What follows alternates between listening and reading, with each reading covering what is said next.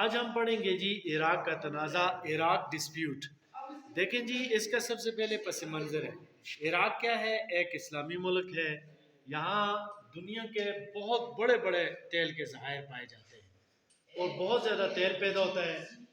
Kuwait Iraq کا ہمسایہ ہے اور مغربی قوتوں اور امریکہ کے اثر کی وجہ سے عراق نے کویت پر قبضہ کیا اور اس قبضے کو بہانہ بنا کر امریکہ اور اس کے اتحادی جو ہیں نا، انہوں نے عراق پر فوج کشی کر کے قبضہ چھڑایا اور عراق کے اندر کرد علاقوں میں نو فلائی زون قائم کیا۔ یہ 1992-93 میں، ٹھیک ہے۔ اس کے بعد عراق پر اقتصادی انہوں نے پابندیاں لگائیں۔ عراق پر بعض پارٹی اور فوج کے سربراہ صدام حسین کی حکومت تھی جو کہ اسرائیل اور امریکہ مخالف تھا۔ مارچ 2003 میں امریکہ اور اتحادیوں نے کہا کہ عراق جی بڑے پیمانے پر اسلحہ تیار کر رہا ہے، کون سا؟ انسانی تباہی کا، اور یہ ایٹمی ہتھیار بنا رہا ہے، فلاں کر رہا ہے۔ تو اس کا یہ رزلٹ نکلا کہ انہوں نے کیا کیا کہ اس کو بہانہ بنا کر عراق پر حملہ کر دیا۔ عراق پر حملے کی جو وجوہات تھیں وہ یہ ہیں۔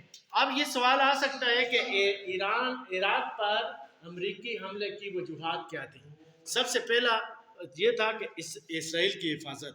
اسرائیل جو ہے وہ تمام امریکہ اور مغربی ملکوں کا بہت چہیتا ہے، تو یہ عراق جو تھا اسرائیل کے خلاف تھا اور یہ اس کے قریب ہے، اس کو خطرہ تھا۔ دوسرا، عراق سے امریکہ کی دشمنی کو ختم کرنا تھا کیونکہ صدام حسین جو تھا یہ امریکہ کے مخالف تھا۔ لیکن عجیب بات یہ ہے کہ جب ایران اور عراق کی جنگ ہو رہی تھی اس وقت امریکہ ایران کا اتحادی تھا۔ اچھا، پھر عراق کو سبق سکھانا اور اس کے جنگی عزائم کو روکنا۔ پھر چوتھا پوائنٹ یہ امریکہ مخالف بلاک بننے سے روکنا۔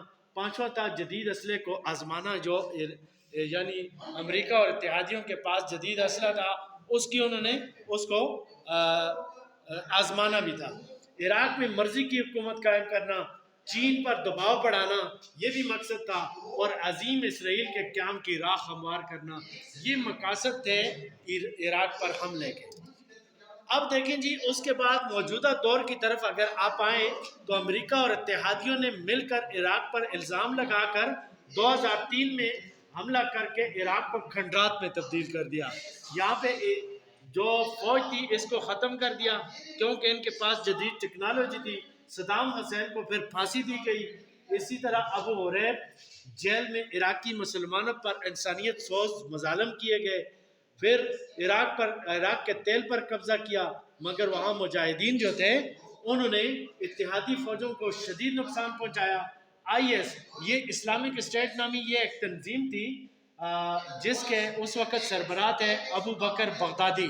انہوں نے امریکہ کا ناک میں دم کیا، ان کی فوجوں پہ حملے کیے اور آخرکار امریکہ نے مجبور ہو کر 2011 میں عراق چھوڑ دیا۔ امریکی صدر نے بعد میں یہ باراک حسین اوباما جو تھا اس نے عراقی عوام سے معافی بھی مانگی کہ ہم نے جو حملہ کیا تھا غلط کیا تھا، غلط معلومات کی بنا پر کیا تھا، اور کسی بھی قسم کے خطرناک جو ہتھیار تھے وہاں سے وہ بات جھوٹی نکلی، کوئی ہتھیار نہیں تھے۔ عراق کے اندر ابھی تک مکمل امن قائم نہیں ہو سکا، تقریباً تمام عراق اس وقت تباہ ہے۔ ابھی امریکہ کی منظور نظر ایک برائے نام ایک جمہوری حکومت قائم کر دی گئی ہے، مگر مجاہدین جو ہیں IS اور اسی طرح دوسری تنظیمیں ہیں جس کو مغربی دنیا بدنام کر رہی ہے، لیکن یہ ابھی تک بھی برسر بیکار ہیں۔ اور لیکن اب ایسا ہو گیا ہے کہ امریکہ کے نکلنے سے اتنی بات کلیئر ہو گئی ہے کہ کم از کم یہاں پہ امن آ جائے گا انشاءاللہ۔ تو یہ تھی جی عراق کا تنازع، یعنی ہم اس چیپٹر میں تنازعات کے بارے میں پڑھ رہے ہیں، تو یہ ان میں سے عراق کا بھی ایک تنازع تھا جس کے بارے میں ہم نے ڈیٹیل سے پڑھا ہے۔